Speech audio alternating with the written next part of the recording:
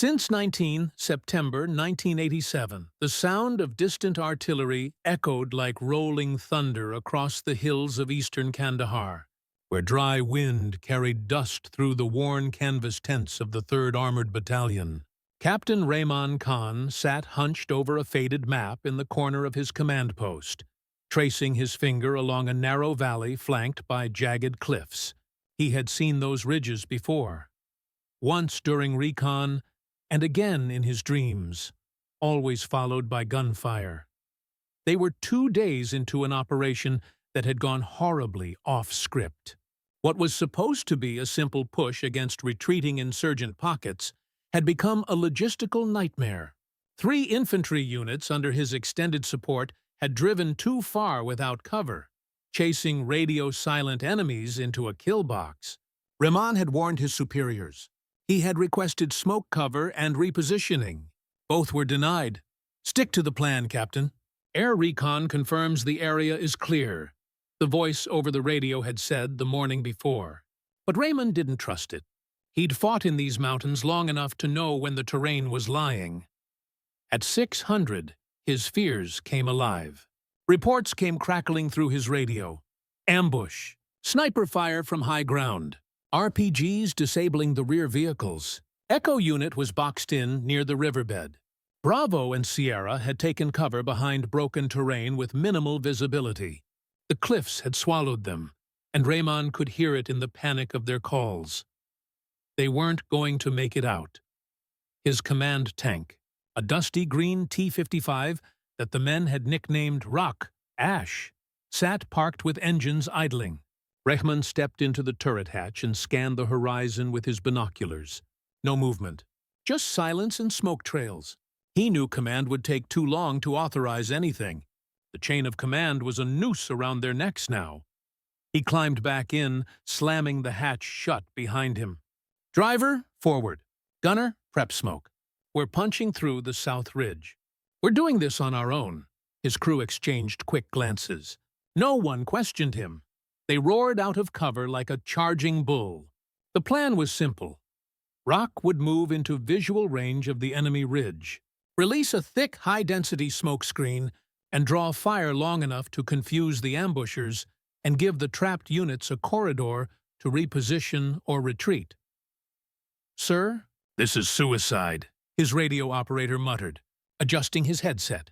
"No," Rehman said firmly, eyes locked on the ridgeline through the periscope. "This is the only way we all walk out of this alive." As Ryak approached the southern edge of the valley, they fired the first smoke shell. The canister burst mid-air, spilling a gray curtain that spilled down like a waterfall, carried by the wind to thicken into a wall. Moments later, the second shell fired, followed by a third. Then the gunner released the emergency thermal smoke, creating a dense screen that no scope could see through. Seconds later, bullets rang out, tracer fire cutting across the smoke, RPGs crashing into rocks near the tank's tracks. But Rock kept moving, zigzagging just behind the curtain, playing a deadly game of peekaboo with the enemy. The tank's armor took 2 hits, neither penetrating. From the other end of the comms, Rehman heard it. "This is Sierra. We're moving. Echo pulling back. Bravo's repositioning. Smoke gave us cover." His hands gripped the control panel tighter. They were doing it. They were breaking the trap. Command tried to re-establish communication shortly after, screaming for an explanation. Rehman ignored the channel. His focus was on the wounded, on the men crawling out from death's shadow under his rogue smoke cover.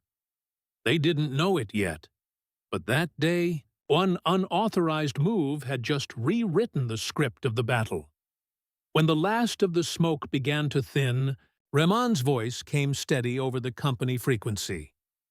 "All units, confirm position and casualties. Keep your movement low and tight. We're not out yet." The silence that followed was long, broken only by scattered feedback and the crackling of someone dragging a radio through gravel. Then, one by one, voices returned. "This is Echo. We've got 2 KIA, 4 wounded, but we're mobile. You saved our asses, sir. Bravo here. Took some shrapnel, but pulling out west. Lost our comms van. We'll live, Sierra moving under cover. Tracking with Echo! Raymond's jaw clenched. 2 dead was still too many, but he'd expected worse. Had he listened to HQ, all 3 units would have been wiped out. He could see it playing out in his mind. The reports, the folded flags, the angry families. Driver, pivot. Let's take high ground above the ridge. I want to see the bastards who thought they had us boxed in. The engine groaned as rock climbed the incline, its treads biting into the dirt and loose stone.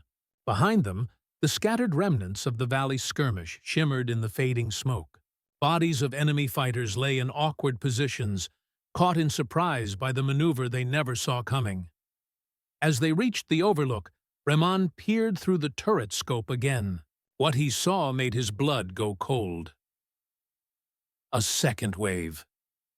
Down in the East Ravine, just beyond where Bravo had pulled back, enemy fighters in mismatched gear were assembling. At least 30, maybe more. They hadn't been part of the first ambush. These were reinforcements. And worse, they were positioning mortars.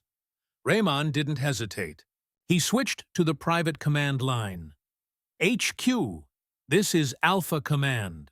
You have incoming hostiles gathering east of Sector 7G. Request immediate fire support. Airstrike or long range. Coordinates coming now. The reply came flat and cold. Negative, Captain. Air support is tied up north. Orders are to hold your current position and await reinforcement. Raymond felt rage swell in his chest. The same voice that told him to stick to the plan was now telling him to wait while men bled and enemies plotted. He didn't respond. Instead, he pulled off his headset, leaned down, and looked his gunner in the eye. How many AP rounds we got? 5 left, sir. Maybe 6 if we count the damaged shell. That's enough, he ordered Ryak into position. Not defensively, but offensively. They would strike first. No waiting for permission. No delaying until HQ made up its mind. The enemy was prepping mortars. Once they fired, Bravo and Echo would be torn apart during retreat. Set elevation for ridge fire. Range 400 meters. Let's scatter the bastards. The first shell exploded just short of the target, kicking dust into the air. The second hit true, right in the middle of a mortar squad prepping their gear. Limbs flew. Screams echoed up the rocks. That was the message. The enemy scrambled. They hadn't expected a tank up that high, and certainly not one opening fire without support. Raymond didn't stop. He ordered the last rounds one by one, each targeted to delay and disorient. His tank wasn't designed for precision from this range, but he'd trained his crew like wolves. Never waste a bullet. Always bite where it hurts. By the time they ran dry, the enemy had scattered, abandoning their mortars and retreating into the pass. Raymond exhaled slowly, wiping sweat from his brow with his sleeve. That's when the comms crackled again. Alpha Command. This is Division HQ. Aerial recon confirms hostiles retreating east. What unit initiated the ridge fire? Raymond paused, then replied coolly, This is Captain Raymond. Tank Unit Rock initiated fire. Unauthorized. A longer pause followed. Stand by for debrief. Raymond turned off the radio again. I'll take the court-martial, he muttered, mostly to himself. But I won't take another damn body bag that didn't need to be filled. Behind him, down in the valley, the battered convoys of Bravo, Echo, and Sierra inched toward safety. Still alive, still breathing, because one tank commander broke the rules and lit the sky on fire. The air inside Rock was hot and thick with diesel fumes. Every man in the tank was silent now, staring forward like statues. Knowing what came next wouldn't be easy. Not from the enemy, but from their own chain of command. As the treads of Ryak rumbled down from the ridge, the once quiet radio burst to life again. Alpha Command. Repeat. All unauthorized combat actions to be logged immediately. Captain Raymond Khan, You are to report in person to Forward Operating Base Zulu within the next 2 hours." He didn't answer.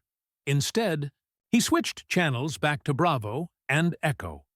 "You're going to get orders soon asking what happened out there," he said calmly. "You tell them the truth. You were cornered and Smoke gave you a way out. You don't have to mention Rock. Just tell them Smoke saved your lives." "Copy that, Captain," someone from Bravo replied. Then another voice added, "We've got your back, sir. Hell, you gave us ours." As they returned to the staging area, battered APCs and wounded soldiers were already arriving. Medics ran between stretchers, patching limbs, injecting morphine, and radioing for choppers. Raymond dismounted from his tank, boots hitting the rocky dirt with a solid thud. Dust covered his face, sweat ran down his neck, and yet his posture was still composed. Like a man walking into battle again. But this time it was politics. Not bullets. Colonel Said was waiting for him. The colonel's uniform was spotless. His face, however, was flushed with anger. "Do you have any idea what you've done, Captain?" he growled as Rehman approached. "You broke protocol. You deployed munitions without authorization. You risked one of our only remaining tanks. And you endangered—" "I saved 70 lives," Rehman interrupted, voice steady. "You sent them into a trap based on false intel. I gave them a way out." Said took a step closer, eyes narrow. "That's not your call. You don't get to play hero on a battlefield that follows command structure." Rehman didn't flinch. "If I waited for your call, I'd be dragging body bags out of a canyon right now." Behind them, 2 of the wounded infantry commanders, one from Echo, one from Bravo, limped forward. "Permission to speak." "Sir," one said. Said turned, annoyed. "Not now, Lieutenant." "With respect," the Bravo officer insisted, "Captain Raymond's smoke maneuver is the only reason I'm standing here. You didn't see the crossfire. We were finished. His tank rolled in like a goddamn miracle." The Echo commander nodded. "Some of my men are already calling that hill Raymond Ridge. They're alive because he broke the rules."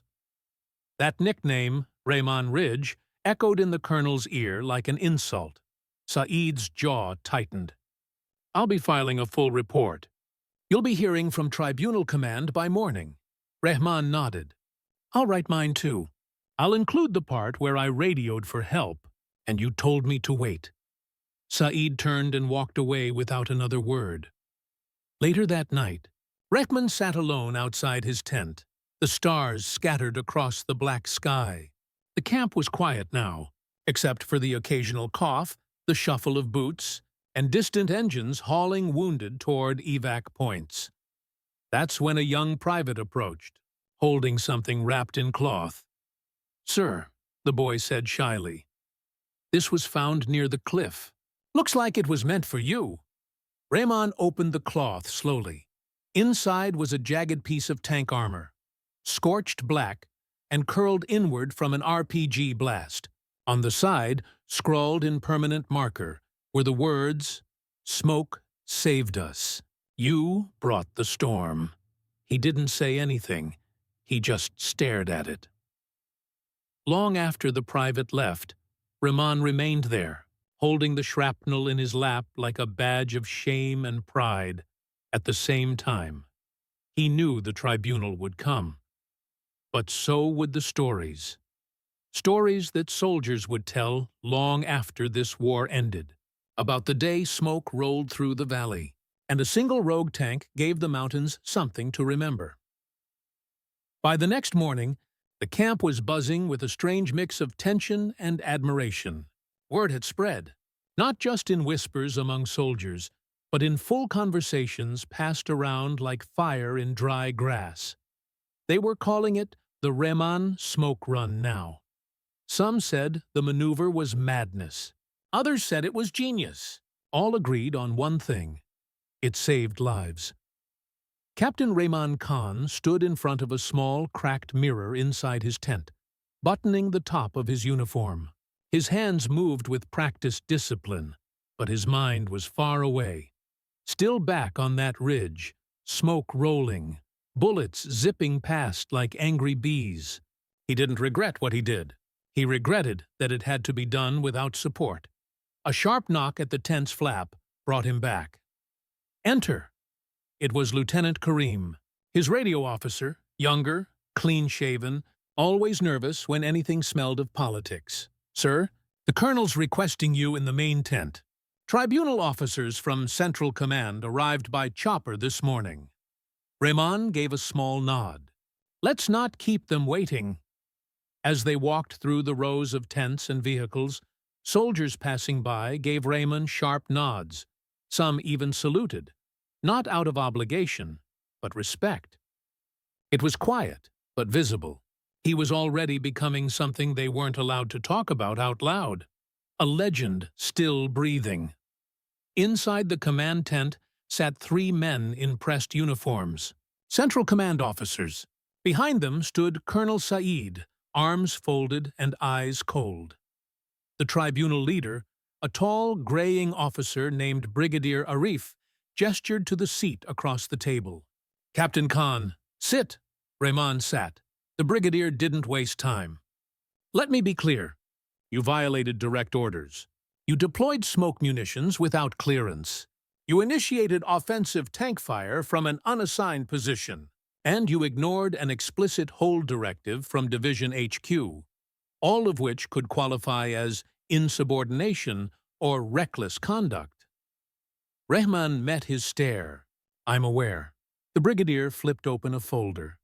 "And yet," he continued, "your actions resulted in the survival of 71 soldiers. Confirmed by multiple unit reports, including handwritten letters from officers in Bravo, Echo, and Sierra, praising your judgment under fire." He paused. "That puts me in a difficult position." Colonel Saeed leaned forward. "Sir, with respect, difficult or not, Captain Khan undermined our structure. If every officer acted on gut instinct—" "Colonel," Brigadier Arif interrupted, not unkindly but firmly. "You sent 3 units into a valley with false intelligence and no armored support, then refused backup when they were ambushed." Saeed stiffened. "They had orders to stop short of the cliffs." "They didn't. And now we're all dealing with what actually happened." He turned back to Rehman. "Tell me, Captain, why didn't you wait for permission?" Rehman didn't blink. "Because waiting would have meant digging graves today." Silence hung in the tent like a noose. The brigadier studied him for a long moment, then slowly closed the folder. "Effective immediately, your field command is revoked pending review. You are confined to base perimeter. No field ops, no briefings. Tribunal decision will be issued within 10 days. Rehman nodded. "Understood. But let me say this," the brigadier added, lowering his voice. "What you did out there wasn't just brave. It was brutal, brilliant, and necessary. The kind of decision that makes or breaks entire campaigns. Unfortunately, bravery doesn't always follow paperwork." He stood. "Dismissed." As Rehman walked out, Saeed didn't look at him. The colonel's pride had taken a deeper hit than any bullet could have delivered. Later that evening, Rehman sat outside again, the same broken piece of armor in his lap.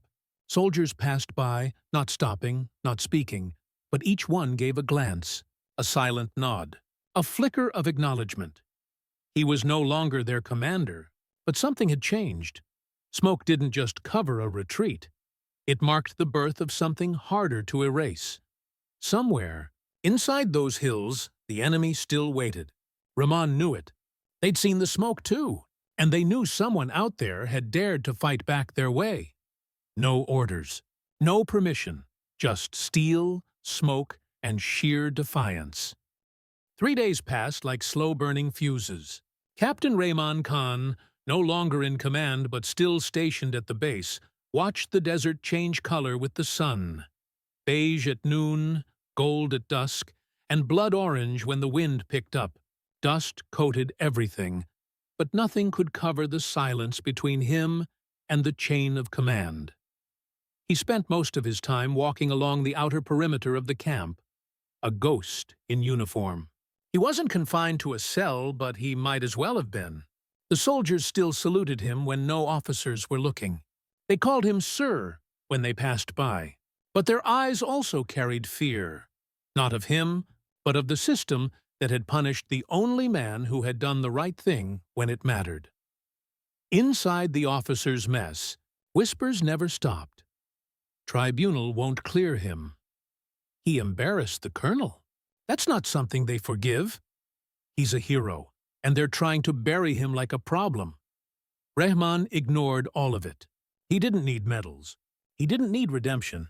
He needed clarity and the chance to go back where it mattered. But then, something happened. At or 4:30 on the fourth morning, alarms went off across the base. Not drills, real sirens. Rehman bolted upright from his bunk and was halfway into his boots before the loudspeakers began blaring. Enemy activity detected on grid sector 9H. Multiple unknown contacts approaching the Bravo corridor. All units prepare for possible engagement. He grabbed his helmet and rushed out of his tent. Outside, soldiers scrambled toward defensive positions. Trucks revved. Spotlights roamed the horizon. But there was a problem, and Rehman spotted it immediately. The Bravo corridor was exposed. The forward tanks had been reassigned elsewhere. Only a few infantry squads stood between the base and whatever was approaching. And worst of all, Rehman's old tank, Rock, sat parked in the motor pool, cold and unmanned. He made a split-second decision. Charging across the base, he passed running soldiers and barking officers. No one tried to stop him. His boots pounded the gravel, his breath short with urgency. By the time he reached Ryak, he was already shouting, "Kareem! Is Kareem here?" From behind a truck, Lieutenant Kareem, his old radio officer, popped out, surprised. "Sir? You're not cleared." "I don't care. Get in. We need to move now." "But the tribunal." "They'll court-martial me later. If Bravo falls, there won't be a tribunal." Without another word, Kareem jumped in. Moments later, Rehman's old gunner and driver showed up. No questions asked. They'd been waiting for this moment. They climbed in like it was instinct, like they never left. Within minutes, Rock roared to life, coughing black smoke into the morning air. The tank turned, treads screeching, and bolted toward the open corridor like a beast breaking its cage. Over comms, chaos was unfolding. "This is Bravo Post. We've got movement, 20-plus heat signatures coming fast." "Where the hell is armor support?" Rehman responded, voice calm and cutting through the noise. "This is Rock. We're en route." As they neared the corridor, the morning light revealed a horrifying sight. Enemy trucks barreling through the sand. Armed fighters dismounting and charging under cover of light smoke. It wasn't a probe. It was an all-out breach attempt. Rehman slammed the hatch shut. "Load he rounds. Target the lead transport." "Make it dramatic," the gunner smiled. "With pleasure." The first shot landed just short. Intentional. The explosion kicked up dust and debris, halting two enemy trucks in panic. The second shot was not a warning. It shredded the front vehicle, sending a fireball into the air and scattering fighters in all directions. Bravo infantry cheered. Rock rolled in front of them like a shield, hatches sealed, cannons scanning. Rehman ordered a wide smoke burst, a thick cloud to blind the approaching enemies again. "Déjà vu, sir," the driver muttered. "No," Rehman said, eyes fixed ahead. "This time, it's on record." For 20 minutes, Ryak held the line, shelling the hills, suppressing sniper nests, and forcing the enemy into retreat. The maneuver wasn't rogue this time. It was real-time heroism, visible to every drone and every radio listening. Back at command, Colonel Saeed stood speechless, listening to the comms. He didn't issue an order. He didn't need to, because this time everyone knew who was saving the base. Again. When the last enemy truck exploded and smoke rolled across the desert once more, The comm line went silent, not out of failure, but awe. Rock turned slowly, engine purring like a warhound returning from the hunt. Inside, Rahman cracked the hatch and looked at the burning horizon, then calmly said, "Bravo corridor secured." The sun was fully up now, blazing over the wreckage that littered the Bravo corridor like a warning to anyone else foolish enough to try. Burnt-out enemy trucks lay in smoldering heaps. Blood stained the sand where bodies had dropped mid-charge. The scent of diesel, cordite, and scorched flesh hung in the air like the breath of war itself. Rahman stepped down from Rock, his boots crunching over broken glass and empty shell casings. His uniform was soaked in sweat, face streaked with soot, but his posture never wavered. Behind him, Bravo soldiers moved like men reborn, wounded, shaken, but alive. One of them, a sergeant with a torn sleeve and blood on his cheek, approached him with wide eyes. "Sir, I don't know what to say. We thought it was over. You just—" Rahman stopped him with a firm hand on the shoulder. "Don't thank me. Thank the crew. And the tank. She still knows her job." More soldiers gathered now, surrounding him. Some clapped his back. Others just stood, looking at him the way men look at something that defied logic and death in the same hour. It wasn't long before the command jeep arrived. Colonel Saeed stepped out, his expression unreadable. Behind him came Brigadier Arif, this time without his tribunal folder. The two men walked toward Rahman in silence, the chaos of the recent battle still rumbling in the background like an aftershock. The colonel looked at the tank, then at Rahman. "You disobeyed direct confinement orders," he said flatly. Rahman didn't flinch and protected your perimeter. Again. Saeed's lips tightened, but before he could respond, Brigadier Arif raised a hand. "Colonel, let's not waste oxygen. What just happened isn't up for debate." Rahman and Rock stopped a full assault. The only armored vehicle within striking distance, operated by a crew acting without clearance, because the command structure failed again to respond in time. The colonel shifted uncomfortably. Rahman stood silent, letting them talk. "I'll be sending an immediate report to Central Command," the brigadier continued, "and recommending full reinstatement of Captain Rahman Khan, effective immediately." Saeed's eyes narrowed. "That's not procedure." "No," the brigadier said, "but neither is letting heroes rot under tents while enemies walk through our gates." He turned to Rahman. "You'll be returned to active duty, effective now. But understand this, your methods will continue to rattle the brass. You may not get medals, you may not get thanks, but you've earned the right to command." Again, Rahman nodded once. "Understood, sir." That evening, the base transformed. Word of Rahman's return spread like wildfire, but not through official channels. It moved in the quiet way soldiers tell stories, over cigarette smoke, through cracked radios scribbled on the backs of rations, and whispered between tents. Rahman's back. He rolled Rock right into hell again. They told him to sit down. He stood up. He wasn't just a captain now. He was something more dangerous to both sides. A symbol, not of rebellion, but of effectiveness. Of leadership that didn't wait to be told when to act while men died in the dirt. But with that kind of respect came danger. Enemies in the hills now knew his name. Intelligence reports later revealed that radio chatter among insurgent groups mentioned the tank commander with smoke, as if he were some myth. One report even called him the ghost of the ridge, and within his own army, there were whispers among the brass, not all of admiration. Some called him reckless, some called him lucky, and a few called him a threat.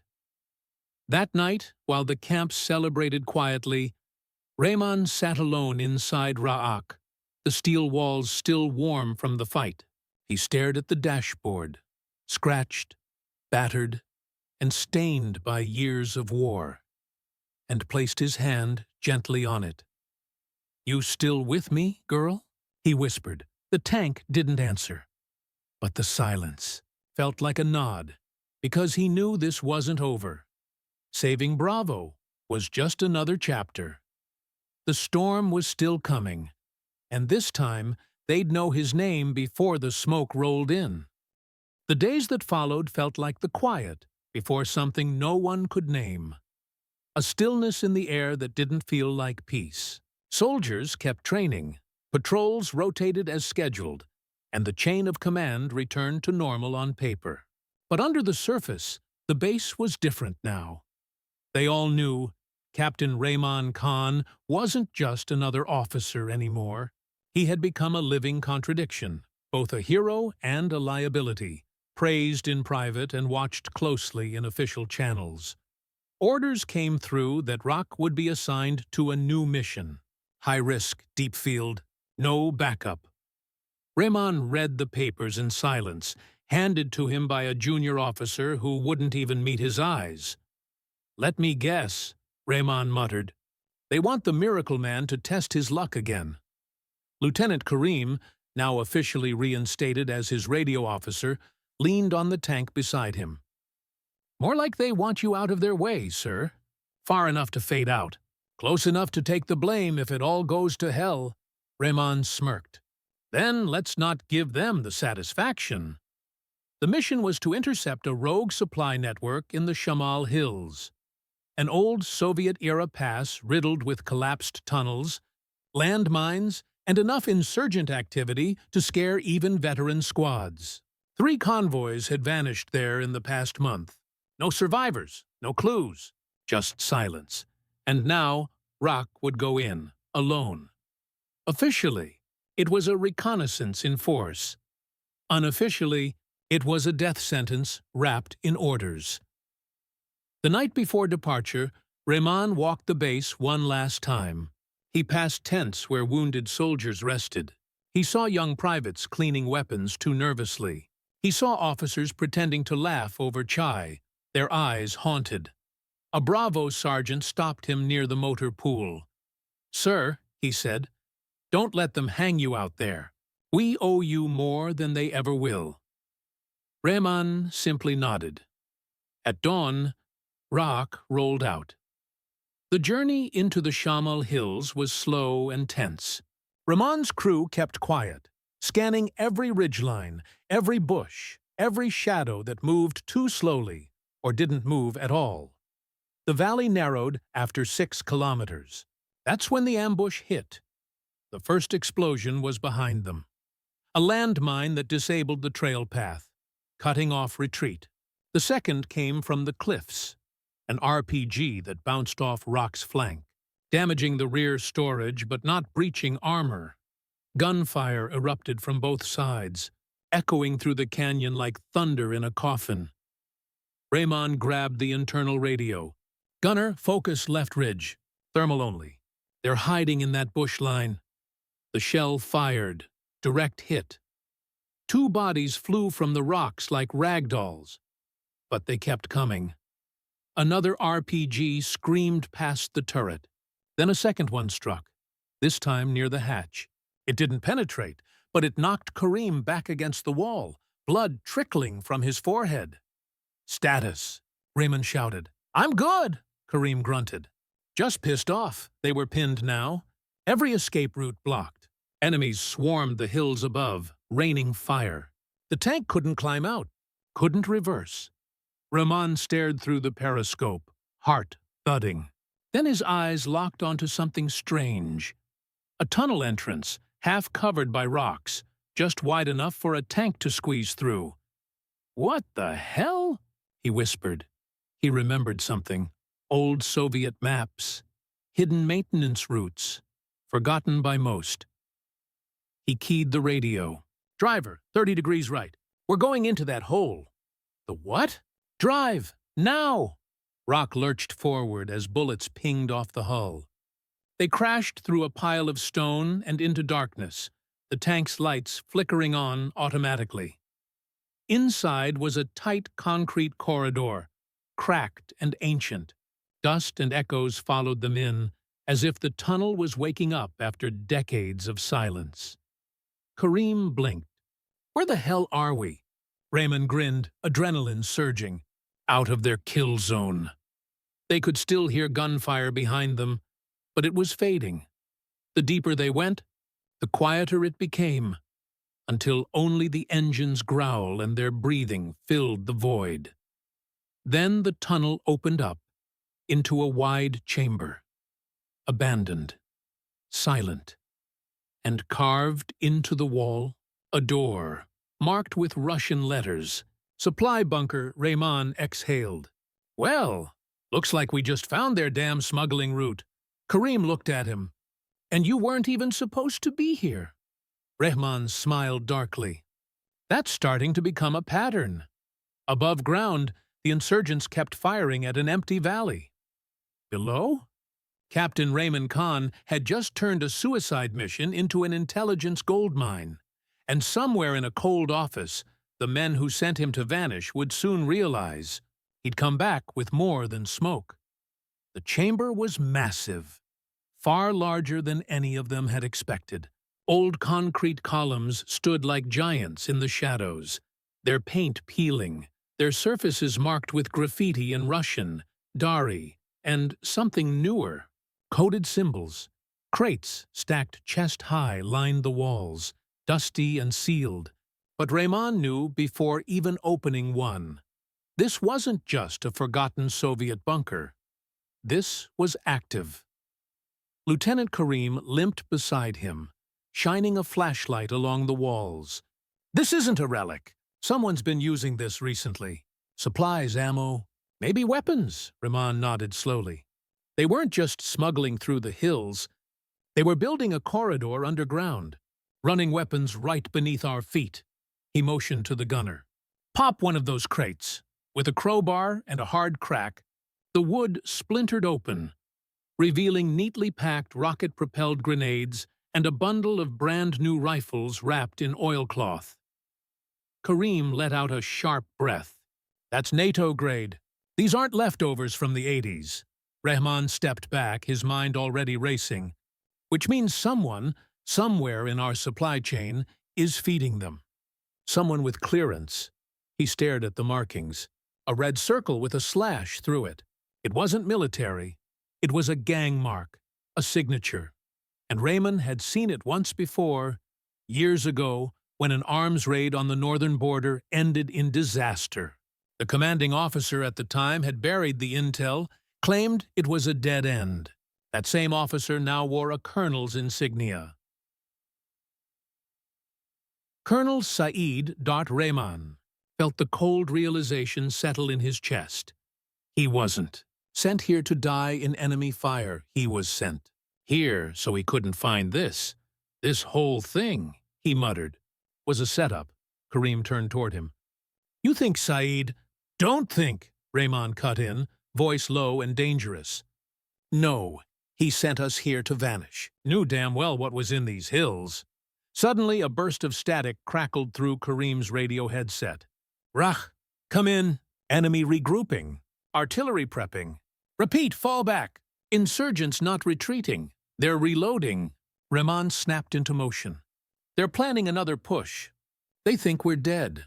We still have the element of surprise." He pointed to the crates. "Load 2 RPGs into Rayak. Mark the tunnel coordinates and patch this into base HQ. We're bringing this whole damn network down, and we're gonna light it up ourselves." They moved fast. The crew, seasoned now by fire and fury, knew the tone in Raymond's voice. He wasn't taking this intel back in silence. He was going to turn it into a message. A thunderous one. They loaded the RPGs into Rayak, backed the tank up through the tunnel, lights off, engine low. Above ground, enemy movement was surging back into the valley. They thought the job was done, that the rogue tank commander had finally been buried. They were wrong. Rock exploded out of the tunnel mouth like a beast from the underworld, cannon roaring as the sun broke through the clouds in a blaze of gold. Raymond didn't hesitate. He fired the first shell directly into the ridge where the enemy had reassembled. It shattered the slope. Men screamed. Trucks flipped. Kareem launched an RPG into the second mortar position, sending it skyward in pieces. Enemy fighters scattered like ants as rock tore through their flank. It wasn't defense now. It was retaliation. Swift, surgical, personal. From the base, command staff watched drone feeds with disbelief. Rock, presumed lost, was carving through the insurgent lines with fury. And then, a second shock. Data streamed in. Coordinates, tunnel maps, inventory reports, all broadcast directly from Ryok's onboard system to Central Command servers. The sealed bunker had been a hub. And now, the entire network was exposed. Brigadier Arif, sitting in a base control room, stared at the screen and muttered, "He didn't just survive. He blew the doors off our own blindfold." Inside Ryok, Rahman watched the enemy retreat again, smoke rising behind them, fire licking the horizon. Kareem turned toward him. "You just took down a supply ring and exposed an internal mole. You know what this means, right?" Rahman exhaled slowly. "It means they're going to come for me harder now. Not with bullets, but briefcases." He looked ahead.